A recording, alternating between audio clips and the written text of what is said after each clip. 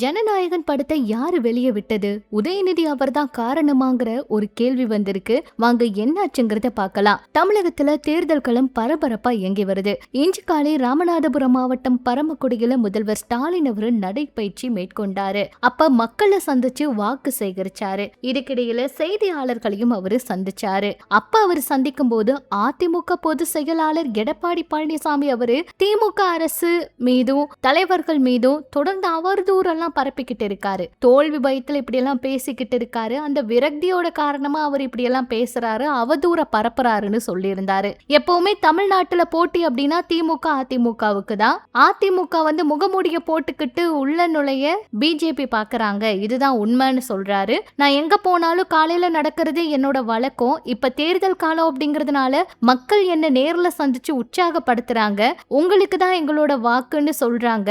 அது மட்டும் இல்லாம இது எனக்கு கூடுதல் உற்சாகமா இருக்குன்னு சொல்லியிருந்தாரு. வழக்கத்தை விட கொஞ்சம் அதிகமாவே நடக்கிறேன்னு சொல்லியிருந்தாரு. அது மட்டும் இல்லாம இந்த ஜனநாயகன் படம் ரிலீஸ் ஆனது, அதாவது இணையத்துல வைரல் ஆனது, இணையத்துல யார் அதை பரப்பி விட்டாங்க அப்படிங்கிற கேள்விகள் எல்லா பக்கமே கேட்டுக்கிட்டே தான் இருக்காங்க. சொல்ல போனா இந்த கேள்விகள் இப்ப அதிகமா கட்சிகள் மேலேயும் வைக்கப்படுது. இவங்கள யாராவது இந்த எலெக்ஷன் நேரத்துல இந்த மாதிரி பண்றாங்களா, தேர்தல்ல விஜய் அவரை பழிவாங்க இப்படி எல்லாம் பண்றாங்களான்னு ஏகப்பட்ட கருத்துக்களை எழுதிக்கிட்டே இருக்காங்க. சொல்ல போனா விஜய் அவருடைய கட்சியில இருக்கவங்க நிறைய பேர் ஏதாவது ஒண்ணு நடந்தாலே திமுகவை தான் குற்றம் சாட்டுறாங்கன்னு சொல்லி அவங்களோட தரப்புல இருந்து ஒரு குற்றச்சாட்டை வச்சிருந்தாங்க. அந்த வகையில தமிழக வெற்றி கழக தலைவர் விஜய் அவரு தேர்தல் போட்டி திமுகவுக்கு தாவேகாவுக்கும் தான் அப்படின்னு சொல்லி வரது குறித்து கேட்டதுக்கு இதுக்கு நோ கமெண்ட் அப்படின்னு முதல்வர் சுருக்கமா முடிச்சுக்கிட்டாரு. அதே போல ஜனநாயகன் படம் கசிஞ்ச விவகாரத்துல உதயநிதி அவர் மேல குற்றம் எல்லாம் சுமத்துறாங்கல்ல, இந்த மாதிரி எல்லாம் ஆதாரம் இருக்குன்னு சொல்றாங்கல்ல, அதை பத்தி என்ன நினைக்கிறீங்கன்னு கேட்டதுக்கு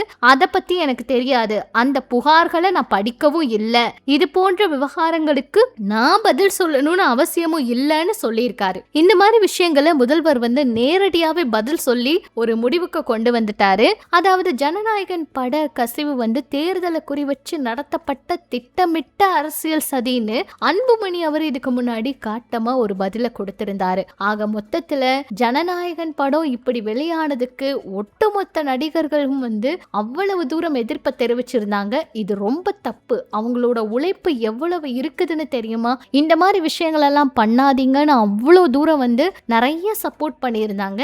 ஆனாலும் இன்னுமே அந்த படம் யார் வெளியிட்டாங்க, யாரு காரணங்கிறத கண்டுபிடிக்க முடியல. ஆனா இணையத்துல வரத முடிஞ்ச அளவுக்கு முடக்க பார்த்துட்டு இருக்காங்க.